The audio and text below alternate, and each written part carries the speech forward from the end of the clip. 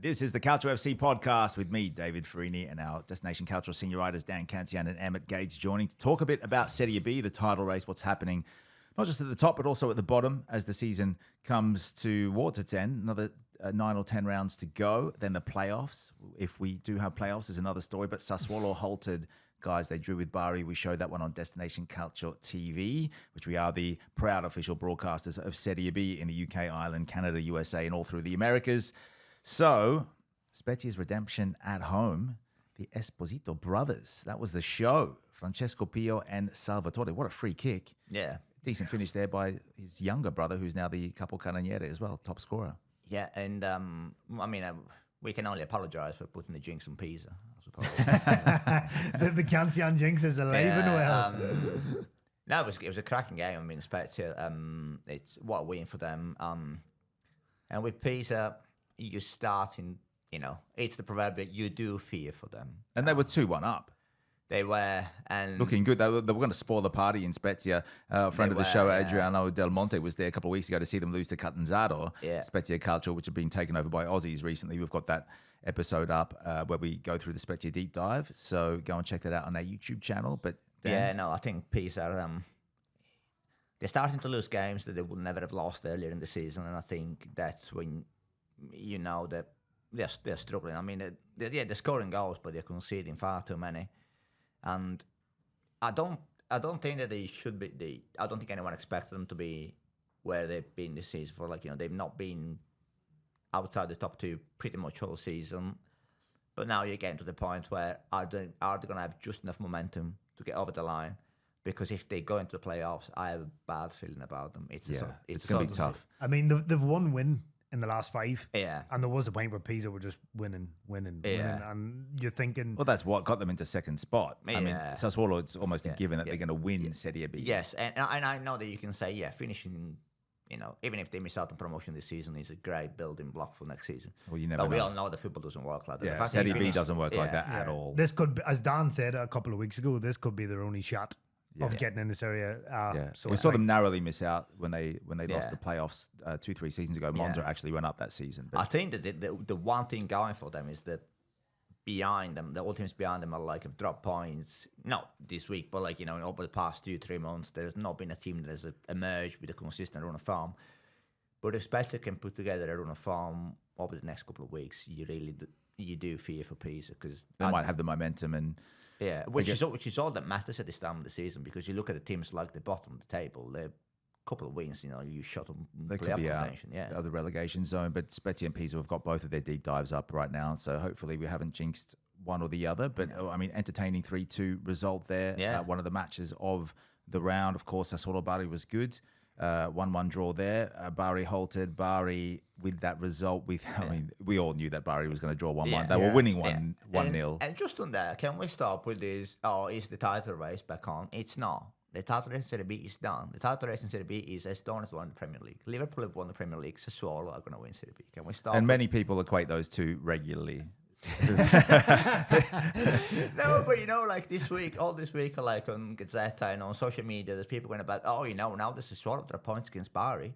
You never know. No. Well, Pisa didn't get a point. They're second place. That's so what I mean. Yeah. It's not just about Sassuolo. Sassuolo actually moved a point clearer of Pisa. That's the point so Italian maths, I'm not sure how it works, but they might be La Gazzetta maths, but it just seems it's something to write about, isn't it? So I suppose, but because maybe people are out to say a few things about Fabio Grosso. I mean, he's doing a stellar job, but so is Pippo Inzaghi.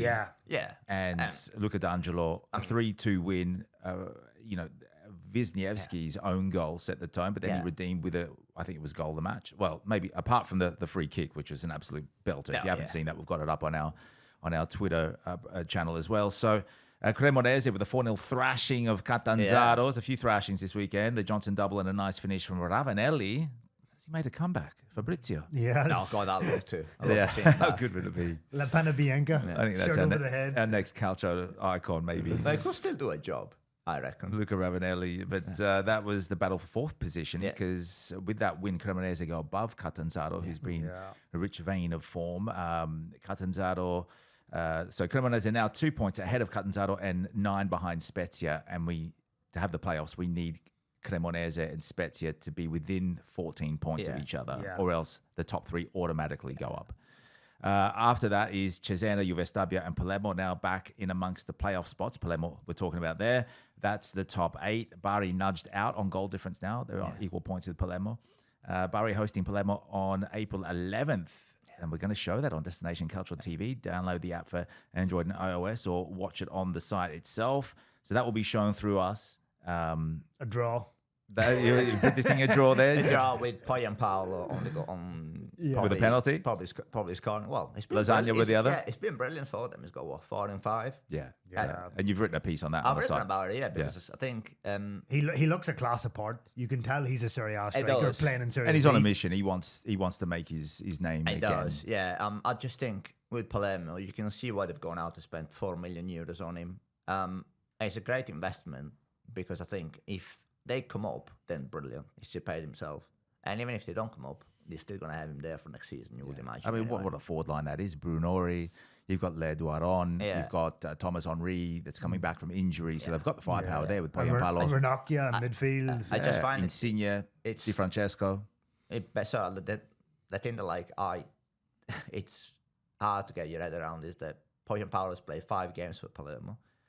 And with the goals he scored for Palermo, would already be Venezia's second top scorer this season, behind himself. Yeah, behind himself. And that's the kind of player he is, the flying Finn.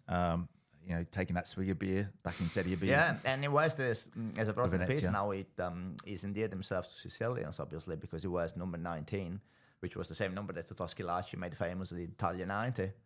Obviously, Schillaci wasn't, I don't suppose he was that popular in Palermo with his Messina connections and whatnot. Well, I mean, there's proud actually a Sicilian, Schillaci sure. connection that went through some of the Sicilian clubs for another pod, perhaps. But Poi and Paolo, now, is he the kind of player that if Palermo do scrape in 7th or 8th, because the way the playoffs work, 5th and 8th playoff immediately, that's one game, it's one tie. It's at the home of the 5th place team. At the moment, that's Catanzaro. So that could be Catanzaro Palermo. That's a knockout. So I think if they draw, Catanzaro would go through. So the onus is on the lower place clubs to take it to the higher place. And that is what makes the playoffs what they are. I mean, amazing. The atmosphere around the playoffs, the crowd involvement, even the media coverage steps up 2 or 3 notches. And that's what we want to see. So Palermo with Poi and Paolo, he got the Venezia up, didn't he? So he did, yeah. What can he do with Palermo? Some other teams there just on the brink. Modena in 10th. Südtirol leaping to 11th after that crazy second half in Cittadella. 3 goals in 3 minutes, wasn't it? Yeah, 3 goals in 3 minutes. That's correct. Overtaking Cittadella on head-to-head now. They're equal on points. So that was a huge 6-pointer there. And Cittadella, if they won that, would be in playoff contention. That would dead last in December. And that is another beautiful thing about Serie B. You can go from the bottom to the mid-table to the top in a steady succession. I think it's what we've always talked about on the show. Apart from Sassuolo, there are no teams that are showing consistency week in, week out.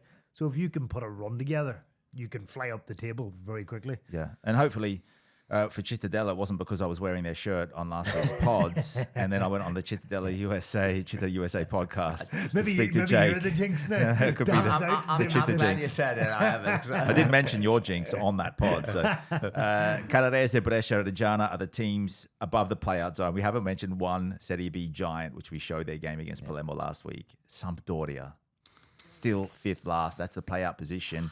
Mantova also there, but they're fresh up from Serie C.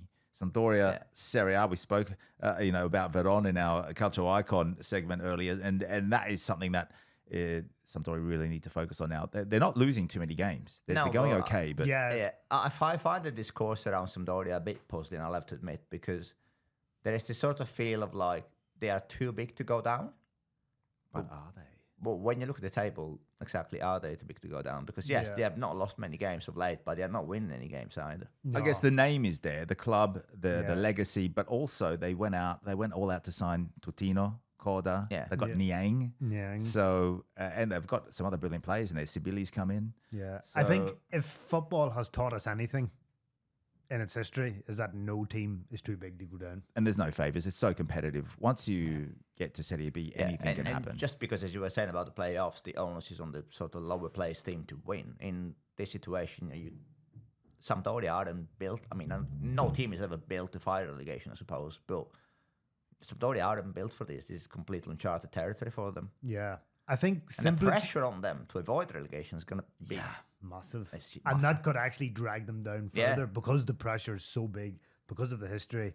I think Simplici has made them a better team than, previous managers. But I think it's maybe a case of too little, too late.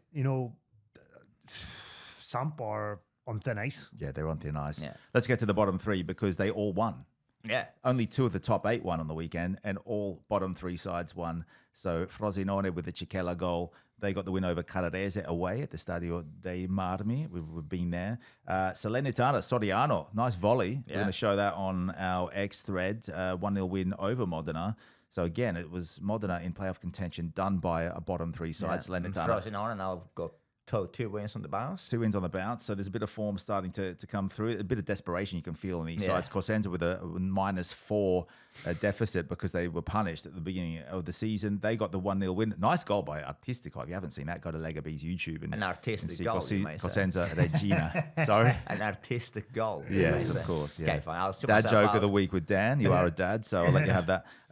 So the Pablito Award. The outright leader now in the Pablito Award is Francesco Pio Esposito, scored goal number 14, the Paolo Rossi Award there for top scorer in Serie B. Loriente, Gemello didn't play for Catanzaro in their defence. No wonder they lost 4-0. Yeah, they lost 4-0. Not sure what he does at the back in defence, but I'm sure from corners. Don't he question can- the Tsar. Yeah. So Loriente and Gemello, 1 goal behind Pio Esposito. Adorante of Juve Stabia with 12, and Spendi still on 10. He hasn't scored for a while since last year, but Christian Spendi there for Cesena. Adorante, still one of those up-and-coming players, mid-20s, very good at Juve Stabia. And speaking of which, 75 Diama says on YouTube, he's got a soft spot for Juve Stabia due to a friendship with his Napoli. So Castellammare di Stabia, where Fabio Quagliarella was born. It's just about, 25 minutes south towards Salerno from Naples for the Campania people out there, you'd know. But he says he shouldn't admit this as a Napoli supporter, but the Arecchi in Salerno is a brilliant stadium with a great atmosphere. We weren't there earlier in the season to see them play Samp. He recommends doing a vid from Salerno, especially if they end up in a big relegation match. We've done a vid, but if we do end up there again, we're going to do another one because the Arecchi is immense. I What a think town. he wants us to get caught in a urban riot. That's his plan of because doing a video from Salerno is a passionate Yeah. say is. when it comes to their football. It is that maroon, the rich maroon shirt, and they've got a great squad. And again, too big to fail, you'd think. Yeah, to well, go again, down. yeah. Rosanero Eng, Palermo supporter in the UK. Appreciate the shout out, guys, on last week's episode. Thanks for showing so many of our matches. Well, we're showing another one upcoming this week. Palermo-Cremonese, Cesena-Spezia, and Bari-Salernitana. Palermo-Cremonese Friday night. Cesena-Spezia, Bari-Salernitana, both on the Saturday. So make sure you stick with us on Destination Calcio TV. For those, any predictions?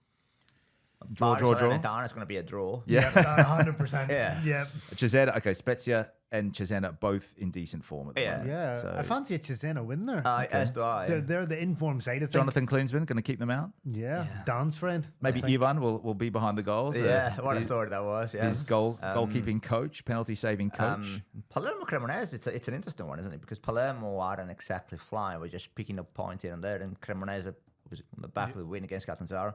They could really put their foot down and cement their playoff spot if they win in Palermo. Yeah, well, 4th away at 8th.